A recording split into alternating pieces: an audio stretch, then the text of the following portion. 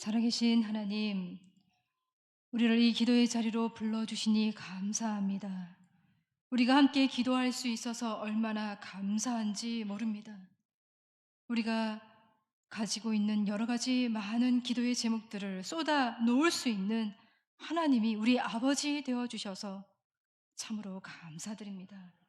이 시간 우리의 마음을 다해, 힘을 다해, 정성을 다해 하나님 앞에 모든 것을 다 쏟아 놓을 때 임재하여 주셔서 우리의 기도를 들어주시고 응답하여 주시옵소서. 감사드리며 예수님의 이름으로 기도드립니다. 아멘.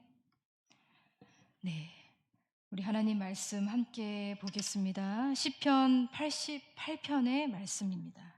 시편 88편의 말씀입니다.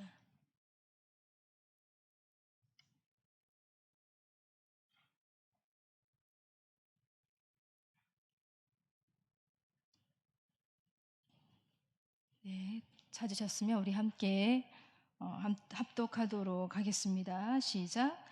여호와 내 구원의 하나님이여, 내가 주야로 주 앞에서 부르짖었사오니 나의 기도가 주 앞에 이르게 하시며 나의 부르짖음에 주의 귀를 기울여 주소서. 물은 나의 영혼에는 재난이 가득하며 나의 생명은 수월에 가까웠사오니 나는 무덤에 내려가는 자같이 인정되고 힘없는 용사와 같으며 죽은 자 중에 던져진 바 되었으며 죽임을 당하여 무덤에 누운 자 같으니이다. 주께서 그들을 다시 기억하지 아니하시니 그들은 주의 손에서 끊어진 자니이다. 주께서 나를 깊은 웅덩이와 어둡고 음침한 곳에 두셨사오며 주의 노가 나를 심히 누르시고 주의 모든 파도가 나를 괴롭게 하셨나이다. 주께서 내가 아는 자를 내게서 멀리 떠나게 하시고 나를 그들에게 가증한 것이 되게 하셨사오니 나는 갇혀서 나갈 수 없게 되었나이다. 곤란으로 말미암아 내 눈이 쇠하였나이다. 여호와여, 내가 매일 주를 부르며 주를 향하여 나의 두 손을 들었나이다. 주께서 죽은 자에게 기이한 일을 보이시겠나이까? 유령들이 일어나 주를 찬송하리이까? 주의 인자하심을 무덤에서, 주의 성실하심을 멸망 중에서 선포할 수 있으리이까? 흑암 중에서 주의 기적과 이즘의 땅에서 주의 공의를 알 수 있으리이까? 여호와여, 오직 내가 주께 부르짖었사오니 아침에 나의 기도가 주의 앞에 이르리이다. 여호와여, 어찌하여 나의 영혼을 버리시며 어찌하여 주의 얼굴을 내게서 숨기시나이까? 내가 어릴 적부터 고난을 당하여 죽게 되었사오며 주께서 두렵게 하실 때에 당황하였나이다. 주의 진노가 내게 넘치고 주의 두려움이 나를 끊었나이다. 이런 일이 물같이 종일 나를 애우며 함께 나를 둘러쌌나이다. 주는 내게서 사랑하는 자와 친구를 멀리 떠나게 하시며 내가 아는 자를 흑암에 두셨나이다. 아멘. 네, 여러분 어떠신가요? 요즘 여러분 세상 살맛이 나시나요? 네, 요즘 많이들 그런 말씀을 하시더라고요. 요즘에 세상 살맛이 나지 않는다고. 좀처럼 웃을 일이 없으시다고 많이들 그렇게 말씀하십니다. 뭐 정치도 혼란스럽고 또 경제도 어렵고 장사도 안 되고 자식 일들도 잘 안 풀리는 것 같고 내 뜻대로 안 되고 그래서 웃을 일이 없다, 살맛이 안 난다, 그렇게 많이들 말씀하십니다. 나태주 시인의 시 중에 봄에 쓴 시가 있는데요. 그 시 중에 이런 문구가 있더라고요. 누군가 이 시간 당신을 사랑하는 사람이 있다고 생각하면 살맛이 날 것이다. 어딘가 이 시간 당신을 위해 기도하는 사람이 있다고 생각하면 더욱 살맛이 날 것이다. 여러분은 기도하시는 분들이시죠? 이 시간 우리 한번 이렇게 고백해 보았으면 좋겠습니다. 이 시간 함께 기도할 수 있어서 살맛이 납니다. 네. 네. 그리고 이렇게 또 한번 고백해 볼까요? 우리의 기도를 들어주시는 하나님이 계셔서 살맛이 납니다. 네, 삶하시는. 네. 그래도 기도할 힘이 있으니까 허리가 아프고 무릎도 아프고 다 아프지만 그래도 기도할 힘이 있어서 살만나시죠? 아멘. 네. 그런데 여러분 죄송합니다. 우리 기도자분들께 좀 살만 나는 그런 하나님 말씀, 기쁨과 은혜가 가득하고 또 긍정적인 에너지가 넘치고 뭐 기도했더니 응답되었더라, 그런 시편의 말씀을 골라서 여러분들께 들려드려야 하는데, 오늘 우리가 함께 읽은 이 시편은 좀 어떤가요? 네. 끔찍할 만큼 불행하고 또 고통스럽고 답답합니다. 그래도 지난주 누가복음 18장에 곤경에 처한 이 과부의 이야기를 들려드리면서 결국 하나님은 밤낮 부르짖는 택하신 자들의 원한을 속히 들어주시는 하나님이심을 우리가 들었습니다. 그런데 오늘 이 말씀에는 그런 하나님은 보이지가 않습니다. 하나님이 꽁꽁 숨어 계십니다. 그분의 철저한 부재, 그분의 침묵이 압도하고 있습니다. 끝까지 그분이 도와주시리라는 어떠한 단서도 보이지가 않습니다. 여러분, 그야말로 시편 중에 가장 우울한 시편이 바로 오늘 우리가 읽은 이 88편의 시편입니다. 끔찍한 비명의 시, 비명으로 가득한 시로 알려진 시편이에요. 그런데 왜 이 시편을 이 봄이 다가오는 이 계절에 왜 선택했냐고 저에게 질문을 하신다면 저도 잘 모르겠습니다. 제가 이 시편의 말씀을 읽다가 이 답답한 시에 왜 눈길이 가서 거기서 멈추게 되었는지, 그리고 몇 번이고 다른 본문을 선택하려고 여기저기 돌고 돌아다녀도 다시 이 말씀으로 돌아오게 하셔서 이 말씀에 정착해서 분투하게 하셨는지, 저는 그 질문을 하나님께 드리고 싶습니다. 하나님 때문이거든요.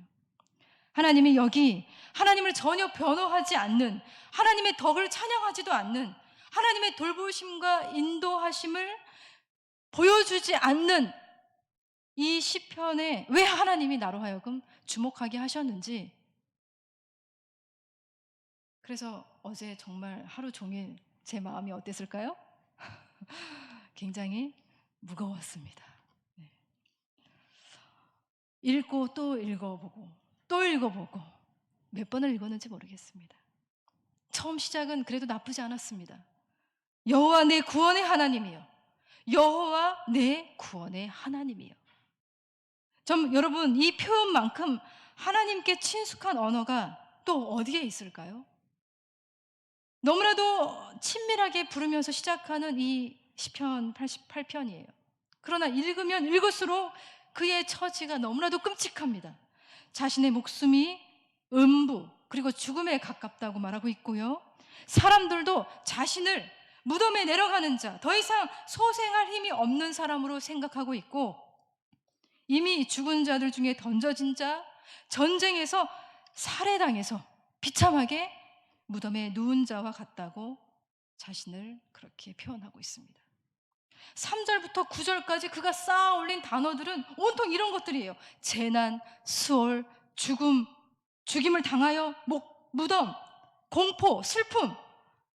그가 얼마나 끔찍한 고통 가운데 있는지, 얼마나 그 존재 자체가 위기 가운데 있는지 그것을 보여주고 있어요. 그리고 맨 마지막 구절을 보십시오.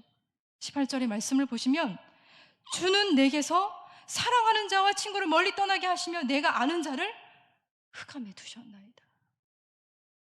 그는 하나님에게서도, 그리고 사랑하는 자들, 친구들에게서도 떨어져서 철저히 죽음과 고통, 외로움 가운데 내몰리고 갇혀있는 숨막히는 기도자입니다. 그래서 저는 질문을 하게 돼요. 왜 이렇게 끔찍한 이 절망의 시편을 전체 시편의 한 복판에 두셨는지, 그것도 이 찬송시에 분류하셨는지, 이렇게 불편하고 답답하고 우리 믿음 생활 별로 도움도 되지 않을 것 같은 이 시편 하나쯤은 좀 제껴놔도 되지 않나, 그런 생각까지 하게 되었습니다.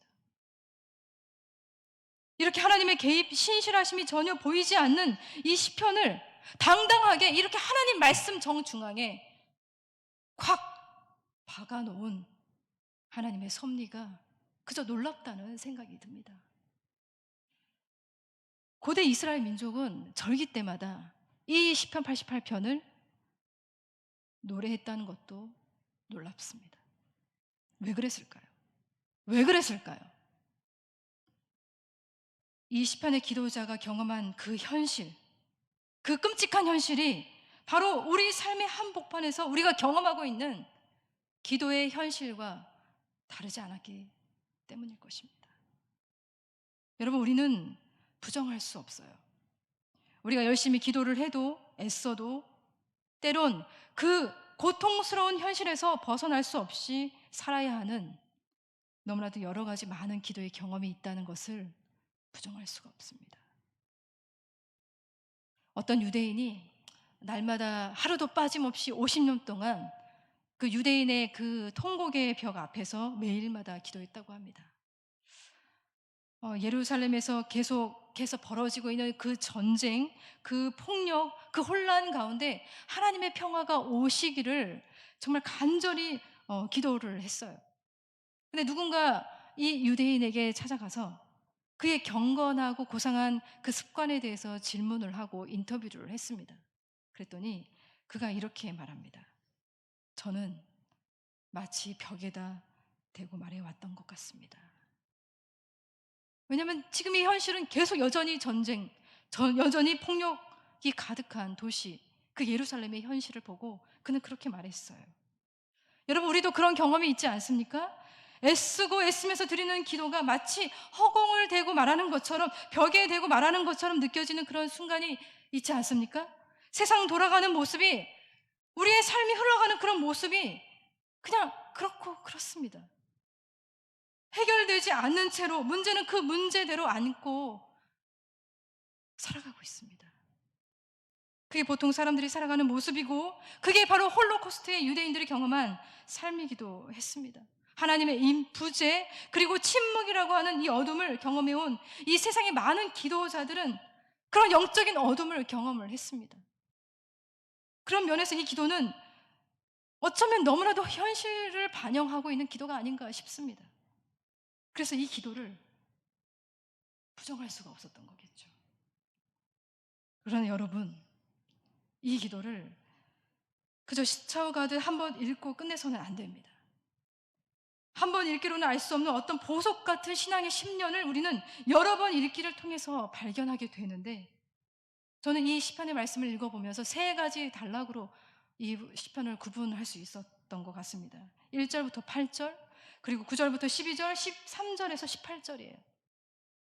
기도자는 이 구원의 하나님께 첫 번째 단락에서도 부르짖고 있어요. 그리고 두 번째 단락에서도 부르짖고 있어요. 세 번째 마지막 단락에서도 그는 부르짖고 있어요. 그는 부르짖고 있습니다. 하나님을 찾고 있고 찾고 있고 찾고 있습니다.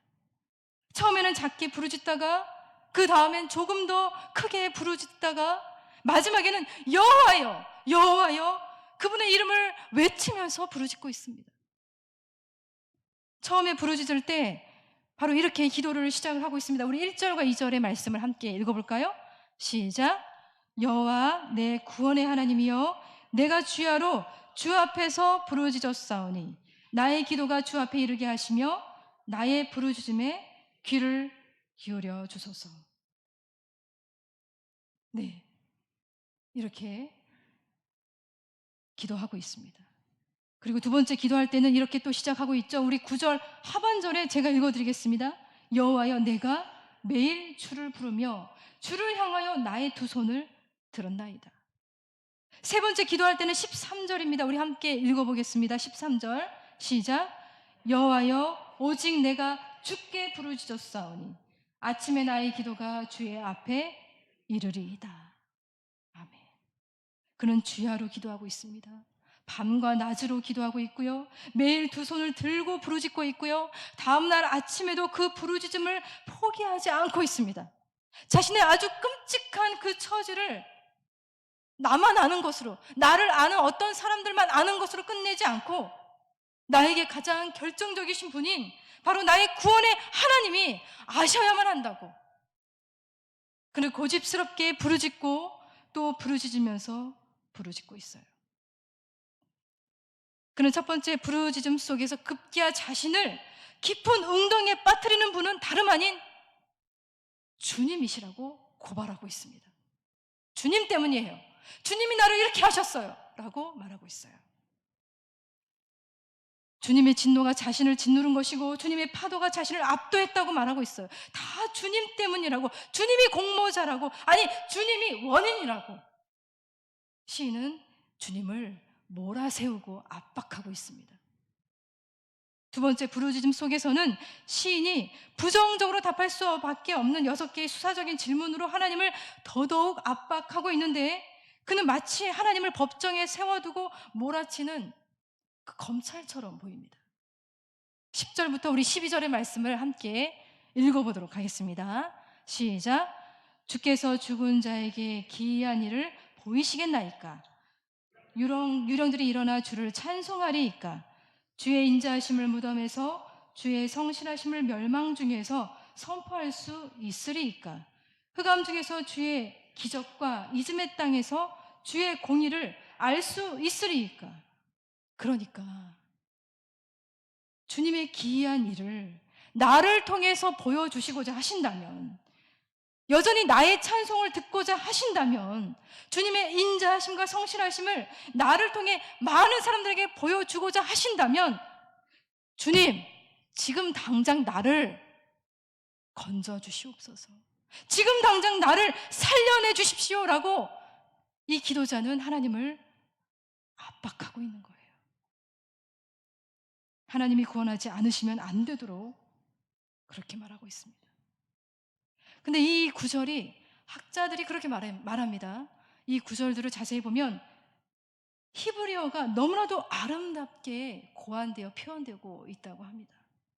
그러니까 그는 억울함에 이 감정에 휘말아쳐서 기도하는 그런 기도자만이 아니라 고도의 감수성으로 전략적으로 하나님을 어떻게 해요? 괴롭히는 기도자인 거예요. 하나님을 괴롭히는 기도자. 그리고 세 번째 부르짖음 속에서 끝도 없이 답도 없이 심연 속으로 사라지는 흑암 속에 있는 자신의 극심한 고독을 하나님께 탄원하면서 호소하고 있습니다. 하나님은 나를 버리셨고 숨어버리셨고 마지막 구절에 보시면 사랑하는 친구도 이웃도 나를 멀리 떠나게 하셨을 뿐만이 아니라 결국에는 어둠만이 자신의 친구가 되게 하셨다고 주님을 원망하는 것처럼 보이기도 합니다. 네, 그렇게 이 시인은 밤에도 낮에도 새벽에도 매 순간순간 두 손을 들고 기도하고 있습니다. 여러분, 기도하는 그의 모습이 어떻게 보이십니까? 누가복음 18장의 곤경에 처한 과부의 모습과도 같아 보이지 않습니까? 오히려 이 시인이야말로 끈질기고 담대하고 고집스러운 기도자처럼 보입니다. 그는 결국에 하나님의 대답을 얻어내려고 애쓰고 있고 또 애쓰고 있습니다. 그런데 물론 대답이나 해결책은 보이지 않습니다.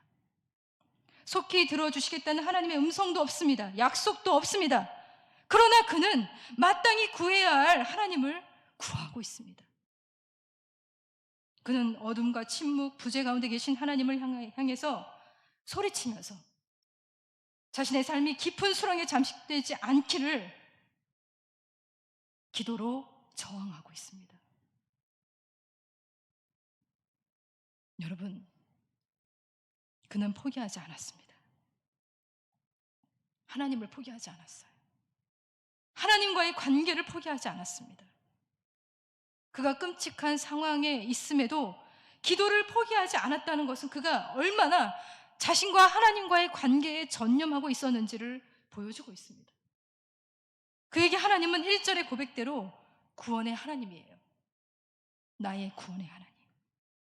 자신이 처한 상황에 대한 변화나 실제적인 대안은 보이지 않지만, 그리고 그 현실이 언제까지 이어질지 알 수 없지만, 자신에게 도움을 주실 수 있는 분은 오직 하나님 한 분뿐이심을 알고 그 기도의 자리에 여전히 머물러 있는 기도자입니다. 여러분, 누가 하나님을 포기할까요? 절망적인 사람이 하나님을 포기할까요? 여러 가지 어려운 문제에 둘러싸인 사람들이 하나님을 포기할까요? 아닙니다. 여러분, 절망적인 사람들은 하나님을 포기하지 않습니다. 절망적이고 참담한 상황에서 하나님을 포기하기보다 오히려 더 많이 부르짖고 부르짖습니다. 그러면 어떤 사람이 하나님을 포기할까요? 오히려 잘 사는 사람들이 하나님을 포기하는 거예요. 잘 나가는 사람들이 하나님을 포기합니다. 좀 편안하게 아무 문제 없이 살아가는 사람들이 하나님 포기합니다. 하나님을 포기하고 기도를 포기하는 사람은 가난하고 연약한 사람들이 아니라 기도를 당혹스럽고 어리석은 일이라고 치부하는 소위 잘 먹고 잘 사는 사람들이에요. 시편에는 바로 그러한 사람들을 폭로하고 있어요. 제가 한번 읽어드리겠습니다.